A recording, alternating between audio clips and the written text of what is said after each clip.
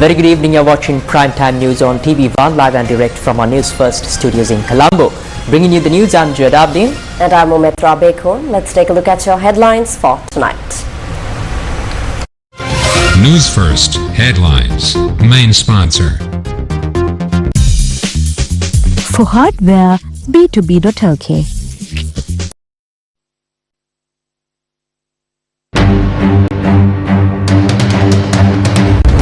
No change in electricity tariffs. A confirmation from the PUCSL. Balangoda Kasapatero among 9 remanded for illegal coastal construction in Trincomalee. Why did Bimal Veeravansa leave the Go Home Harini Satyagraha? අගමැති ධූරයේ භාවිතාව කරන නෙවෙයි අපිට ප්‍රශ්න තිබුණේ. අධ්‍යාපන ඇමතිකමේ භාවිතාව පිළිබඳ ප්‍රශ්න. ඒක බලපෑ ඒක සම්බන්ධ වුණේ ප්‍රතිසංස්කරණ ක්‍රියාවලියත් එක්ක. හැබැයි වාඩි වුණේ ලිංගික දිසාතියට දරුවන් යොමු කිරීමේ විනාශයටයි අගමැතිකම සුසගමේ දෙකෙන් ඉවත් කරන්න කියලා. දැන් දෙකෙන් ඉවත් කරලාද මෙයා නැගිටින්නේ. Verdict in Amarakirti Atukorala murder case postponed. 83 deaths in road accidents within just 13 days. Newsfirst Headlines. Main sponsor. For safety items, b2b.lk. And on to those stories in detail now. In your top story this evening, the Public Utilities Commission of Sri Lanka has decided not to revise electricity tariffs for the first quarter of 2026. The Ceylon Electricity Board had requested an 11.57% increase in electricity tariffs for the same period. The Public Utilities Commission of Sri Lanka stated that the decision to maintain current tariffs was made after considering several factors, including failure to submit a formal proposal within the stipulated time frame, errors identified in the initial proposal, potential negative impact on the economy from implementing a tariff revision for a short quarter. PUCSL had instructed the CEB to submit the proposal by the 14th of November 2025, but the board submitted it only on the 29th of December 2025. The Commission also highlighted that the proposal contained errors and requested a corrected version by the 6th of January 2026, which has not yet been received. 9 individuals, including Venerable Balangata Kasapatera and 4 other monks, have been remanded until the 19th of January in connection with the Trincomalee Buddha statue incident. The order was issued when the case related to violations of the Coastal Conservation Act and unauthorized construction was taken up before the Trincomalee Magistrates Court. The controversy began on the 16th of November when Venerable Balangoda Kasapatera and others launched a protest claiming that police attempted to remove a Buddha statue placed on land said to belong to Sri Sambuddhatva Jayanti Bodhiraja Viharaya along Trincomalee's Kotua Road.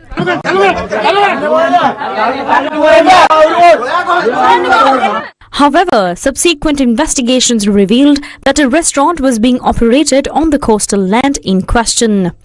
Attempts by coastal conservation authorities to remove the unauthorized structure reportedly triggered the protest.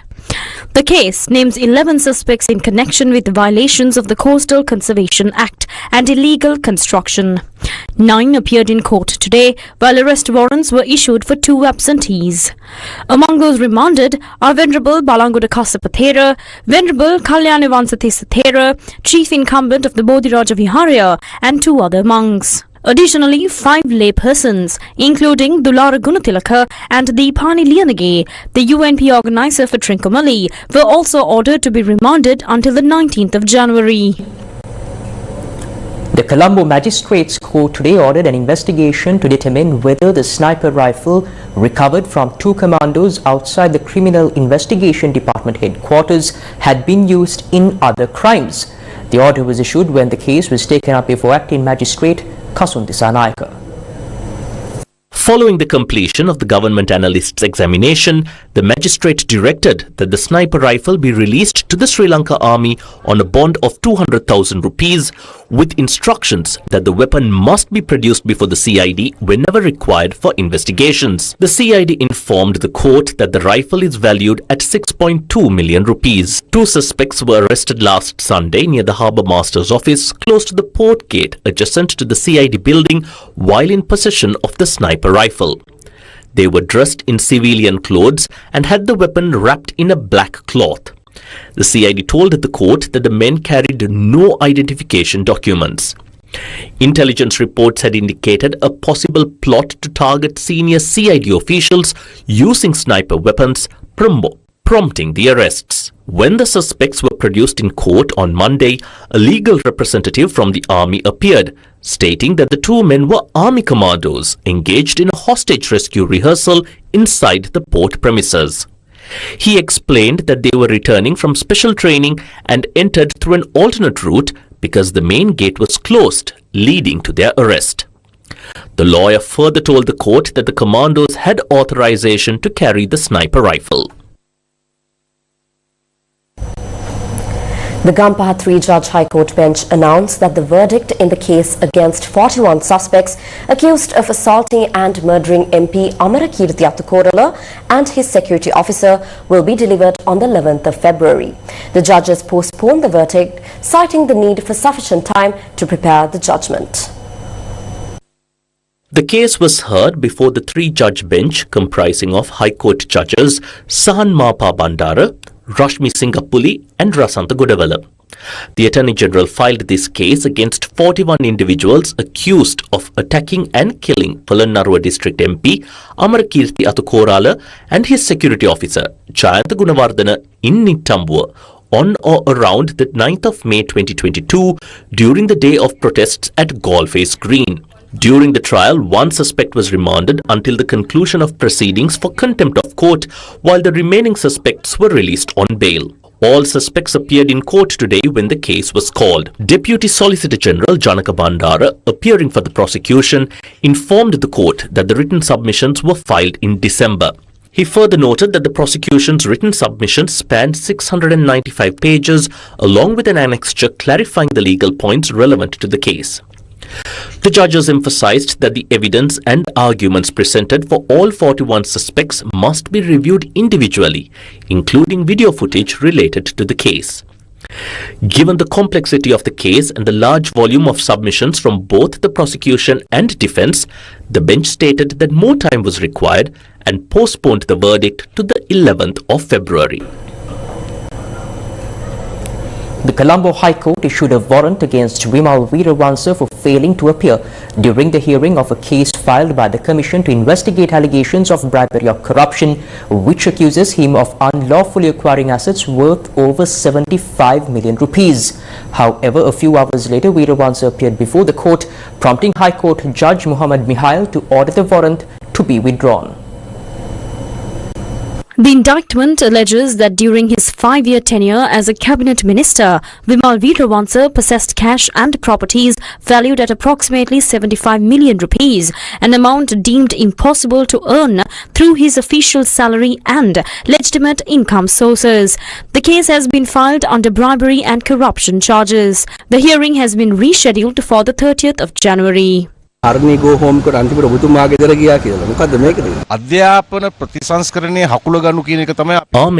was to halt the education reforms. That was our primary battle. The second point was that the Prime Minister should step down, not because of the position itself, but because of how the Education Ministry was being used. The issue was tied to the reform process.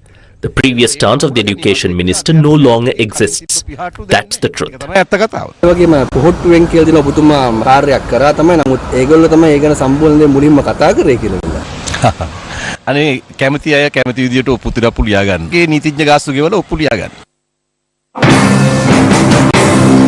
The Sri Lanka Podujana Peramuna today issued a clarification regarding the recent Satyagraha campaign led by former Minister Vimal Veeravansa. Former Minister Vimal Veeravansa made a strong intervention on this matter, and we appreciate that. However, even before his involvement, we had already presented our stance on the proposed education reforms. We raised these concerns in Parliament and also during a massive protest held in Matugama in front of the statue of the father of free education. At every opportunity, we highlighted the shortcomings within these reforms and worked to make the public aware. මහජනයා දැනුවත් කරන හැම අවස්ථාවකදීම මේ අධ්‍යාපන ප්‍රතිසංස්කරණය තුල තියෙන අඩලුහුණුකම් පෙන්වා දෙමින් තමයි අපි කටයුතු කළේ.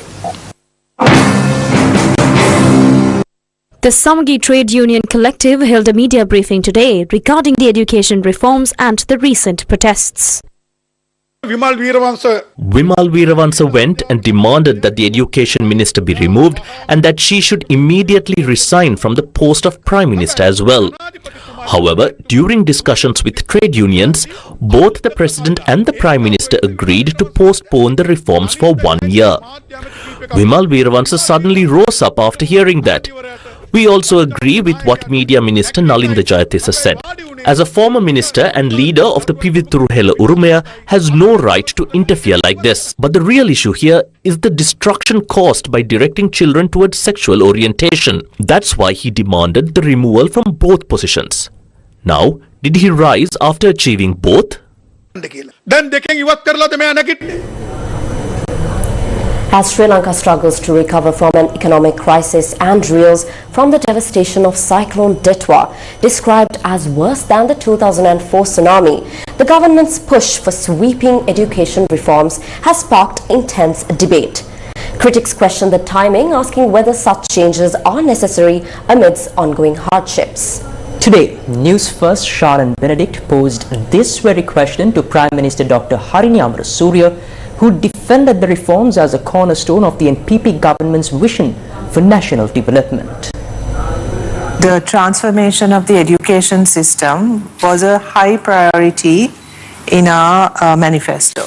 And the manifesto on which we were voted into government, both at the presidential election and at the general election, highlighted this need for the transformation in our education system for several reasons.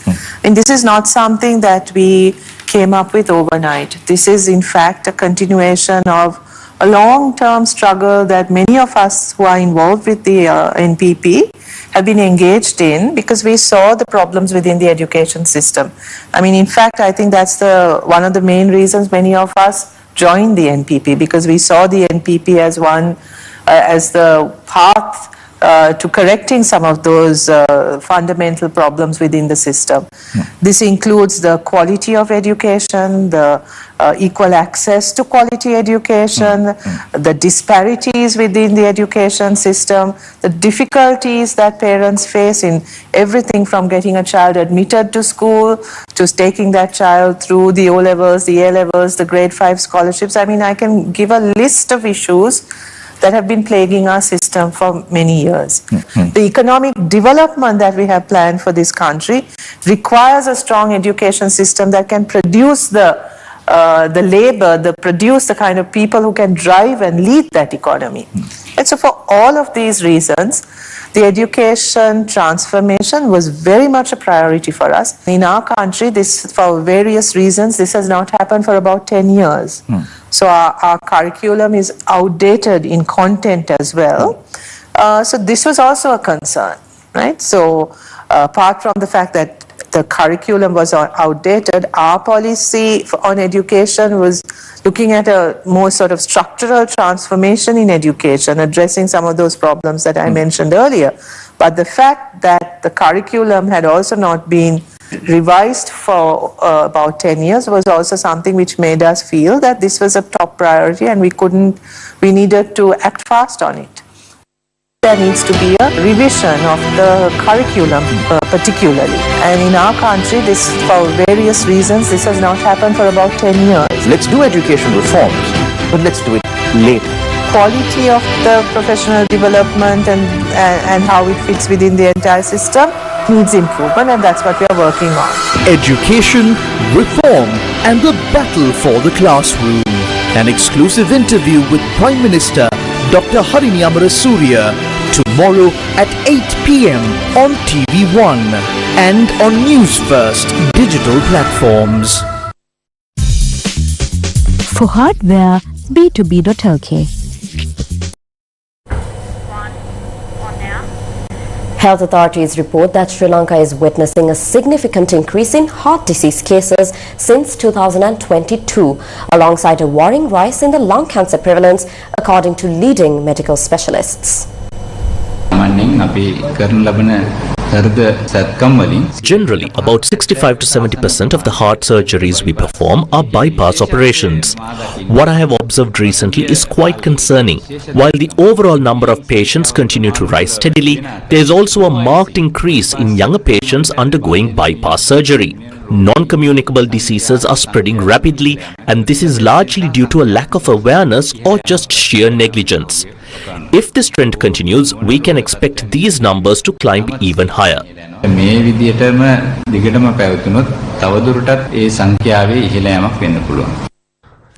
Meanwhile, a growing trend in lung cancer cases was also revealed during this media briefing.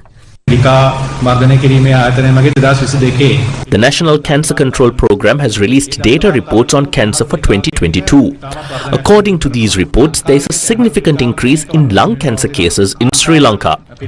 Lung cancer is now emerging as a leading cause of cancer-related deaths among men.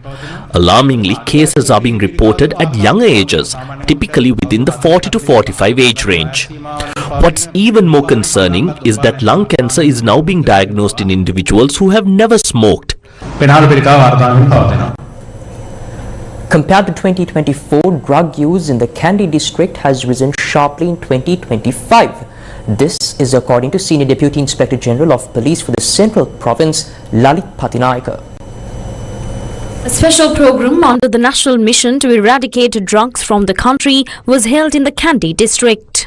Mahanuwara කොට්ටාශය ගත්තට පස්සේ police ස්ථාන ටිකේ වැටලීම් 2678ක් කරලා heroin After analyzing Kandy, we found that police stations carried out 2,678 raids the previous year, seizing 2 kilograms and 34 grams of heroin.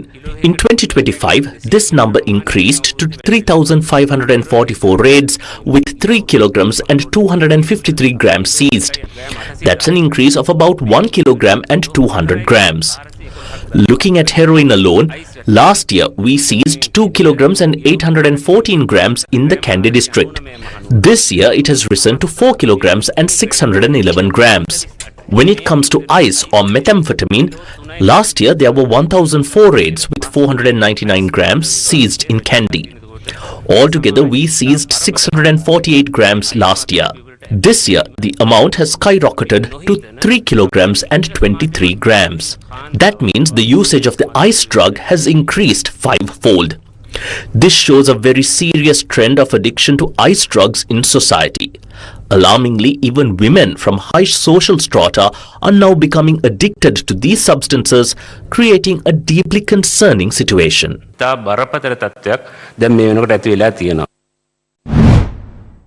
Two suspects transporting a large stock of narcotics in a car were arrested at the Palatuva entrance of the Southern Expressway. The arrest was made by a team of officers engaged in traffic duties on the Southern Expressway. Police seized 7 kilograms and 526 grams of ice and 5 kilograms and 505 grams of heroin from the vehicle. Investigations have revealed that the narcotics were being transported from the Boralaskapua area. A shocking 83 fatalities have been reported from fatal road accidents across Sri Lanka in just 13 days since the start of 2026. The alarming rise in road accidents has prompted renewed calls for stricter enforcement and public awareness. Newsfirst brings you a detailed report on the growing road safety crisis and what authorities are doing to curb this deadly trend. From 2020 to 2025, Sri Lanka has recorded a rapidly increasing number of fatal road accidents and, as a result, rapidly increasing number of deaths. Now, if you consider the years starting from year 2020, in 2020, there were 2,242 fatal road accidents that have claimed lives of 2,363. In 2021, this number of fatal road accidents increased to 2,452, resulting in 2,557 deaths. In 2022, 2,420 fatal accidents were reported with 2,540 deaths. In 2023, there were 2,231 fatal road accidents that claimed the lives of 2,341 individuals. And in 2024, 2,403 fatal accidents were reported, with 2,521 deaths recorded just that year. Moving to 2025, the most recent year. 2,597 fatal road accidents, with 2,746 people losing their lives. Altogether, from 2020 to 2025, Sri Lanka has recorded a staggering 14,345 fatal road accidents, with the lives of 15,068 people claimed during this 5-year period. Now, when these figures are analyzed, it clearly shows that fatal road accidents, and as a result the number of lives lost, have rapidly increased during this recent time period. Now, if you consider just 2026, during just the first 13 days of January 2026, 77 fatal road accidents have claimed lives of 83 individuals. In comparison to the same period last year, that is 2025, 82 fatal accidents have been reported, where the lives of 85 people were claimed due to these tragic accidents. Now, this raises a very critical question. What are the underlying causes of these tragic accidents? Analyzing the rise in accidents, the primary cause is driver fatigue. Why fatigue? Excessive exertion. We clearly advise, if you are extremely tired, do not drive. After 4.5 hours of continuing driving, take at least a 30-minute break. For example, if you've been on the road for 24 hours, you need a minimum of 10 hours of rest. Next, we repeatedly stress, do not drive under the influence of alcohol or drugs. Last year alone, 31 pedestrians died in fatal accidents. Why pedestrians? Often because they walk in front of vehicles, creating blind spots where drivers cannot see them. Whose fault is that? Then there is motorcyclists speeding excessively, a major contributor to crashes. Another critical issue, underage riders. Children under 18 riding motorcycles and three-wheelers. Parents watch and do nothing. High-capacity motorcycles are another serious concern. Many riders lack proper licenses. Drivers must also be physically fit to operate vehicles safely.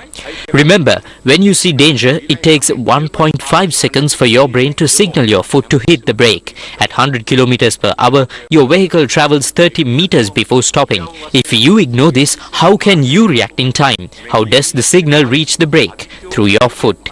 Finally, helmets. Parents often ride with children without helmets. This is unacceptable. Like I asked you before, what are the causes, or what are the main causes for these fatal road accidents? Well, it is now quite evident what they are. One of the key reasons is drunk driving.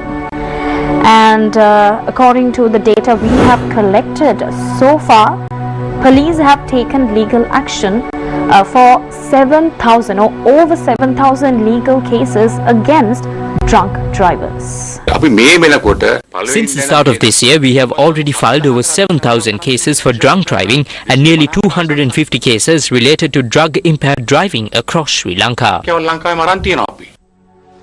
With decades of experience in news reporting, we carry some painful memories when we report about these fatal road accidents. And as a responsible media organization, we remind you of this because your life matters to us. And please be vigilant when you are driving. You should never drive under the influence of alcohol or drugs. Because no matter how familiar you are with your steering wheel or your vehicle, you driving drunk or under the influence of alcohol and drugs can put not just your life in risk, but also the lives of everyone who have placed their trust in you to travel with you. And we'd like to remind you that not driving when you're drunk is your responsibility, but also rejecting to travel with you when you are drunk is the responsibility of everyone.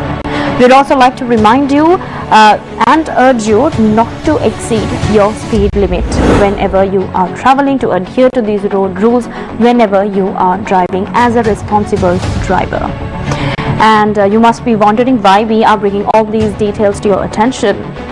Well, the sole reason why we are bringing to your attention all these details and more is because your life matters to us. News First with the people. The second phase of the LORC Divisavia You, Me, Our Nation social welfare initiative got underway for the 11th consecutive day, focusing on schools in the Kandy and Ratnapura districts.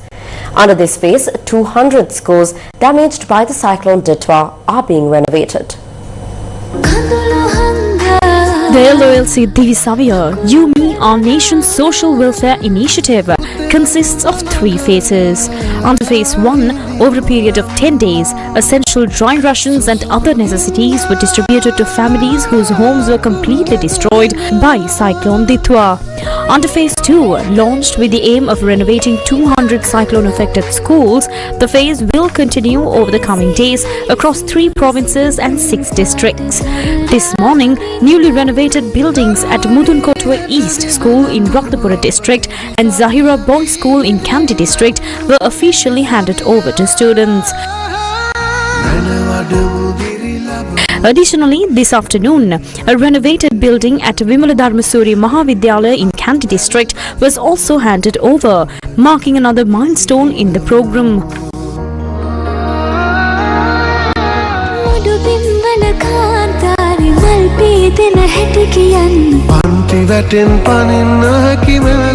The LOLC Divisavia Social Welfare Initiative is dedicated to serving our people and our nation. There needs to be a revision of the curriculum particularly. And in our country, this, for various reasons, this has not happened for about 10 years. Let's do education reforms, but let's do it later. Quality of the professional development and how it fits within the entire system needs improvement, and that's what we are working on. Education, reform and the battle for the classroom. An exclusive interview with Prime Minister Dr. Harini Amarasuriya tomorrow at 8 p.m. on TV1 and on Newsfirst digital platforms. Welcome back to the news. The World Bank's latest Global Economic Prospects report warns that Sri Lanka faces slower growth amid global headwinds. Sri Lanka's economy is bracing for a sharp slowdown in 2026 as global trade tensions, tariff shocks and fragile domestic conditions weigh on growth prospects. After a strong rebound in 2025 with GDP expanding by 4.6%, Sri Lanka's growth is forecast to decelerate to 3.5% in 2026 before easing further to 3.1% in 2027. The report warns that Sri Lanka faces a daunting jobs challenge as youth unemployment persists amid structural bottlenecks. With 1.2 billion young people entering the labour force across emerging markets by 2035, Sri Lanka must accelerate reforms to attract private investment, improve digital infrastructure and boost productivity. Despite these challenges, strong revenue performance is forecast to help reduce fiscal deficits and public debt, signalling progress toward fiscal stability. The report also projects current account surpluses supported by lower global oil prices and robust remittance inflows from Gulf Cooperation Council countries where economic activity remains strong. Risks to the outlook remain significant. A further rise in tariffs or removal of exemptions, especially in electronics and services, could dampen export demand and weaken economic activity. Sri Lanka's relatively high exposure to US markets makes it more vulnerable than many regional peers. On the upside, a resolution of trade disputes and partial reversal of US tariffs could boost exports and revive investor confidence, offering a much-needed lift to the economy. The Ministry of Trade has announced a price reduction on imported milk powder. According to the ministry, the price of a 400-gram packet of imported milk powder will be reduced by 50 rupees, while the price of a 1-kilogram packet will drop by 125 rupees. This revised pricing will come into effect from the 16th January. The Australian High Commissioner to Sri Lanka, Matthew Duckworth, visited the National People's Pub office in Jaffna today. During the Australian High Commissioner's visit, he met with Minister of Fisheries, Aquatic and Ocean Resources Ramalingam Chandrasekhar. The discussion centred on political and economic development goals for the region. A significant part of the discussions focused on the long-standing friendship between Sri Lanka and Australia, emphasising a partnership built on shared democratic values and a mutual interest in the stability and the progress of the northern province. In addition to broad diplomatic goals, Minister Chandrasekhar took the opportunity to express formal gratitude for the humanitarian provided to those affected by devastating Cyclone Ditwa. Looking toward the future, the minister stressed that Australian cooperation is vital for driving investment in the north. He also extended an invitation to the Sri Lankan diaspora living in Australia, encouraging them to play a direct role in the country's ongoing development. The meeting was attended by several other key figures, including NPP MPs K. Ilan Kumaran, J. Rajivan and Dr. Sri Bhavanandaraja, alongside various representatives from the Australian High Commission.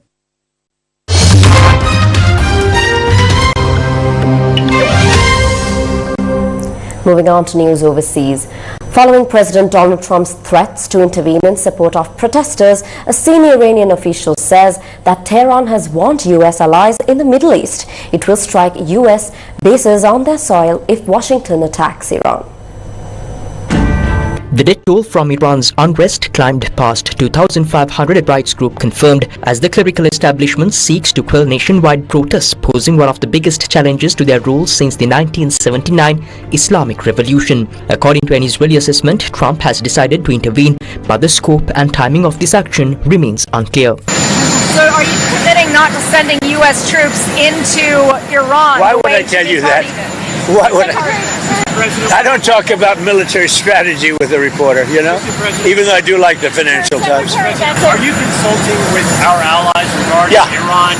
What are they telling you, and why do you think the Well, I'm not going to tell you what they're telling me. I don't tell you what they think the Iranian leadership continues to defy you, Mr. President? You think they are? Well, it's only been a couple of days. They continue to kill protesters. Well, they said that about Venezuela, too, you know. It's only been a couple of days. They haven't defied me. They haven't done anything as far as we're concerned. But it looks like they're killing a lot of people, but it has not been confirmed. I'll know very soon. Do you want to see democracy in Iran? Ideally, you'd like to see it, but what we want to see is we don't want to see people killed, and we want to see a little bit of freedom for these people. These people have been living in hell for a long time. You know, that used to be a hell of a country. I have friends that used to invest in Iran, and they did well with their investments. It was a great place. The people were great. Even the leadership was good. And now it's living in hell. Thank you very much, everybody. The Iranian official, speaking on condition of anonymity, said Tehran had asked U.S. allies in the region to prevent Washington from attacking Iran. The official added that direct contacts between Iran's Foreign Minister Abbas Araghchi and U.S. Special Envoy Steve Witkoff had been suspended, reflecting mounting tensions.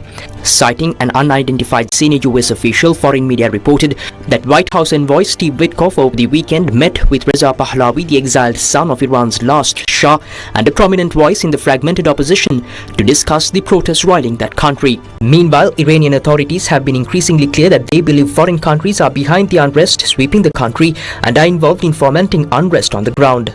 On Monday, President Masoud Pezeshkian shifted focus away from Iran's stuttering economy and suppression of dissent and towards his country's long-standing geopolitical adversaries, Israel and the United States. Speaking on state broadcaster IRIB, Pezeshkian claimed that, quote, the same people that struck this country during Israel's 12-day war last June were now trying to escalate these unrests with regard to the economic discussion, unquote. Greenland's Prime Minister says that his people would choose Denmark over the US if they were asked to make such a choice. These remarks are made in a background where the US Vice President J.D. Vance is hosting the Danish and Greenlandic foreign ministers as well as their US counterpart Marco Rubio in the White House today. The focus of the talks would be the future of the world's biggest island, Greenland. Prime Minister of Greenland, Jens Frederik Nielsen, has said the self-governed Danish territory wants to remain part of Denmark rather than join the United States, amid US President Donald Trump's ongoing push to take over the island. Speaking at a news conference in Copenhagen alongside Denmark's Prime Minister Mette Frederiksen, Nielsen said the autonomous Arctic territory would prefer to remain Danish. Joint press conference with the Danish leader, he reiterated he and his people prefer Denmark over the US. Først og fremmest så vil jeg gerne gentage. I would like to reiterate, Greenland is not for sale. Today we have discussed our cooperation between Greenland and Denmark. I must emphasise that Greenland is part of the kingdom. We are a constitutional state based on democratic values and we have self-government under the Kingdom of Denmark. Greenland does not want to be owned by the USA. Greenland does not want to be governed by the USA. Greenland will not be part of the USA. We choose the Greenland we know today, which is part of the Kingdom of Denmark. Now we are faced with a geopolitical crisis, and if we have to choose between the USA and Denmark here and now, we choose Denmark. Hvis vi skal vælge mellem USA og Danmark her og nu. Meanwhile, addressing the joint press conference in Copenhagen, Prime Minister of Denmark, Mette Frederiksen, condemned the completely unacceptable pressure from their closest ally. She warned, quote, "There are many indicators that the most challenging part is ahead of us," end quote. I morgen der mødes Grønland og Danmark med USA. Tomorrow, Greenland and Denmark will meet with the United States. We come together, we stay together, and we go together. We want to engage in dialogue and we want to cooperate. We are not looking for conflict, but our message is clear. Greenland is not for sale. However, US President Donald Trump says that US needs to own Greenland to defend against Russia and China. The White House has suggested buying the island, but not ruled out the use of force to annex it. I'm not talking about money for Greenland yet. I might talk about that. But right now, we are going to do something on Greenland, whether they like it or not, because if we don't do it, Russia or China will take over Greenland, and we're not going to have Russia or China as a neighbor. I would like to make a deal, the easy way, but if we don't do it the easy way, we're going to do it the hard way. And by the way, I'm a fan of Denmark too, I have to tell you, and they've been very nice to me. I'm a big fan, but the fact that they had a boat land there 500 years ago doesn't mean that they own the land. I'm sure we had lots of boats go there also, but we need that because if you take a look outside of Greenland right now, there are Russian destroyers, there are Chinese destroyers and bigger, there are Russian submarines all over the place. We're not going to have Russia or China occupy Greenland, and that's what they're going to do if we don't. So we're going to be doing something with Greenland, either the nice way or the more difficult. Denmark is a fellow NATO member, and Prime Minister Mette Frederiksen has warned that military force would spell the end of the transatlantic defense alliance. Asked later yesterday what he made of Nielsen's comments, Trump said, quote, "That's their problem. I disagree with him. That's going to be a big problem for him," end quote. Greenland, sir, the Premier of Greenland said today, we prefer to stay with Denmark. Do you see that as the Who final said word? that? The Premier of Greenland. Well, that's their problem. That's their problem. I disagree with him. I don't know who he is, don't know anything about him, but that's going to be a big problem for him. Despite being the most sparsely populated territory, Greenland's location between North America and the Arctic makes it well placed for early warning systems in the event of missile attacks and for monitoring vessels in the region. Canada's Prime Minister Mark Carney is en route to China for a pivotal visit aimed at resetting ties with Beijing and finding new economic opportunities for his country outside the US. Prime Minister Mark Carney of Canada will arrive in Beijing today for a critical 3-day state visit, during which he will meet with President Xi Jinping and seek to repair an important relationship that may be more vital now that the United States is no longer a reliable Canadian ally. It will not be an easy task, with pressure on Canada to balance its goal of diversifying trade without risking damage to its relationship with Donald Trump or compromising national security and human rights commitments. But with ongoing uncertainty over Canada's trade future with the US, its largest customer, the country now finds itself seeking to repair strained relations to protect its economy. Senior Canadian officials have described the trip, the first to China by a Canadian Prime Minister since 2017, as consequential and historic and part of a bold plan to double Canada's non-US exports over the next decade. Trade will be on the agenda along with agriculture and international security. Beijing's foreign ministry said the two countries have shared interests and should work to increase people-to-people ties and cultural exchanges. On Thursday, Carney meets the Premier of China, Li Qiang, as well as the chairman of the Standing Committee of the National People's Congress of China, Zhao Leji. On Friday, the Prime Minister is scheduled to meet Chinese President Xi Jinping one-on-one after the pair met last year on the sidelines of an Asia-Pacific Economic Cooperation Summit in South Korea. This official visit is a significant step in the rapprochement after Canada-China relations hit a low in 2018, following the arrest of Huawei executive Meng Wanzhou in Vancouver on a US warrant on fraud charges related to Iran sanctions violations.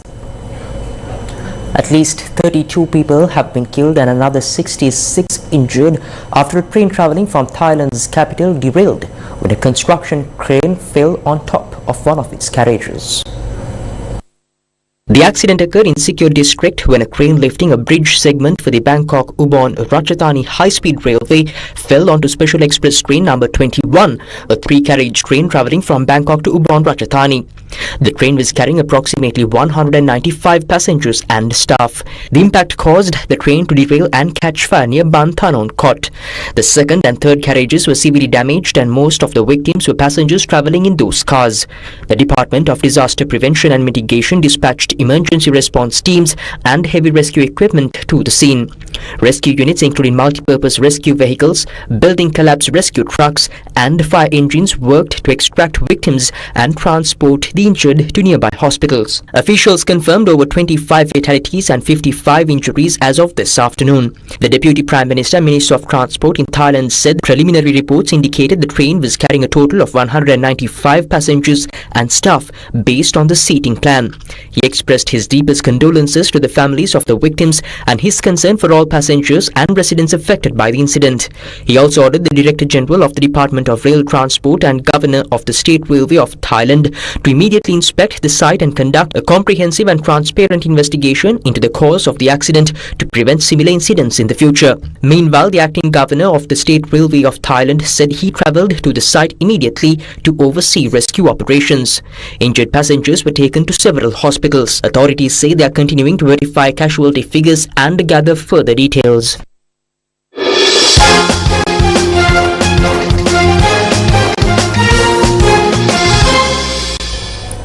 Sri Lanka Cricket unveiled the official jersey for the national team ahead of the ICC Men's T20 World Cup 2026 at a ceremony held in Colombo today. The event was attended by Sri Lanka T20 captain Dasun Shanaka, team members, Sri Lanka Cricket President Shami Silva, officials, sponsors and media representatives. The upcoming T20 World Cup 2026 will be co-hosted by India and Sri Lanka. Matches will be played across 5 venues in India and 3 venues in Sri Lanka, with a total of 55 matches scheduled. The tournament will feature 20 teams divided into 4 groups for the initial stage.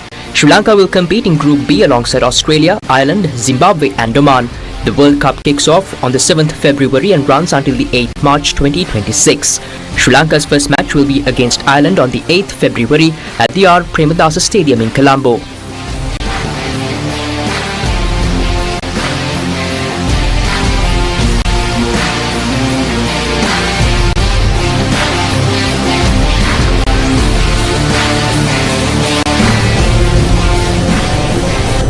And that's a wrap up your news for tonight. Thank you for watching. Good night. Good night.